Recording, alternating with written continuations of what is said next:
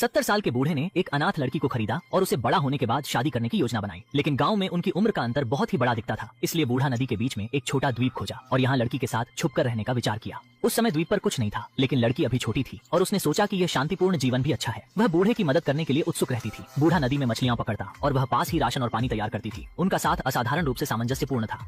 तब तक एक दिन गश्ती सैनिक नाव पर पास से गुजरे। यह पहली बार था जब लड़की ने एक युवा आदमी को देखा। युवावस्था में होने के कारण उसकी आंखों में उत्सुकता थी और वह रात को भी बेचैन रहने लगी। काम में भी उसका ध्यान नहीं लगता, अक्सर दूर की ओर देखती रहती। वह चाहती थी कि युवा सैनिक फिर से गुजरे, लेकिन नदी हमेशा की तरह शांत रही। लड़की गंदगी धोने के लिए नदी के किनारे जाती और अपनी उम्मीदों को भूल जाती, फिर वापस आकर बूढ़े की मदद करने लगती।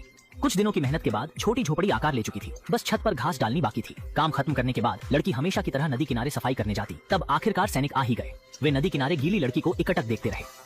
लड़की उसकी कोमल लंबी छवि की ओर खींची चली आई। उसे निहारना कुछ भयावह परंतु अशांत अनुभव था।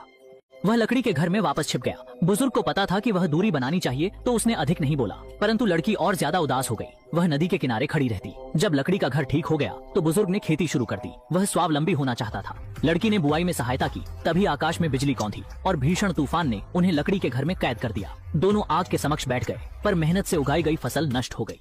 बुजुर्ग ने द्वीप पर लकड़ी का घर बनाया था। वह अपनी नई पत्नी के साथ वहां बसना चाहता था। उन्होंने साथ मिलकर खेत बोए, लेकिन एक विकराल तूफान ने फसलें बर्बाद कर दी। बुजुर्ग लड़की के साथ शाखाएं काटने गया, जिन्हें बाढ़ के लिए लाना था। उसी दौरान अचानक जंगल से गोलियों की आवाज आई। सुनसान रहने वाली लड़की ने तब एहसास किया कि युद्ध चल रहा है। उनकी फसलें मंदी से बढ़ने लगी। उसी रात नदी के पास से गोलियों की ध्वनि सुनाई दी और 2 शिकारी द्वीप पर आए। कुछ पता चला कि उन्होंने हिरण का शिकार किया था। दोनों नदी के किनारे नाव खींचने के बाद मौन से चल दिए। अगले दिन बुजुर्ग ने देखा कि फसलें नष्ट हो चुकी थीं, जिससे उन्हें दुख हुआ। लड़की ने पत्तियों पर खून के निशान पाए और घबरा गई, इसलिए बुजुर्ग सामान लेने वापस गया। जो मायने रखता है वह उसकी बंदूक है। इस दिन दोनों ने फसलों को सिंचाई के लिए पानी उठाया और गश्ती करने वाले सैनिक फिर से गुजरे। लड़की ने नाव पर सैनिकों को ध्यान से देखा और सख्त रूप से उसे देखने के लिए अपनी गर्दन फैलाई, जब तक कि दूसरा व्यक्ति दूर नहीं गया और भगवान में लौटने से इनकार कर दिया। सुबह सुबह लड़की अपने कपड़े धोने के लिए नदी के पास गई और अचानक दूसरी तरफ एक सीटी आई। यह पता चला कि 3 युवा सैनिक उसे बुला रहे थे। लड़की ने अपनी स्कर्ट को कसकर पकड़ लिया और नुकसान में था, लेकिन सैनिकों ने और भी अधिक अहंकारी सीटी बजाई। अंत में बूढ़े आदमी ने आवाज सुनी।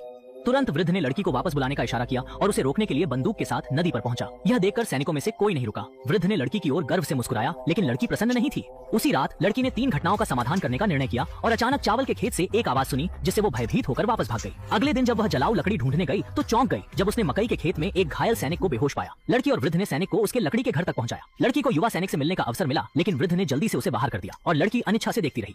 बाहर जाने के बाद लड़की दरवाजे पर लेट गई और देखा कि वृद्ध आदमी सैनिक के घावों का उपचार कर रहा था और आखिर में उसने राहत महसूस की। उसके बाद वृद्ध ने उसे कई सामान लेने और एक पुरानी मुर्गी को पकड़ने के लिए गांव में भेजा।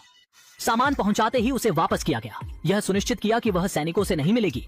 बुजुर्ग ने सैनिक के लिए चिकन सूप तैयार किया और उनकी देखभाल में सैनिक स्वस्थ हो गया। कुछ समय देखने के बाद यह समझा कि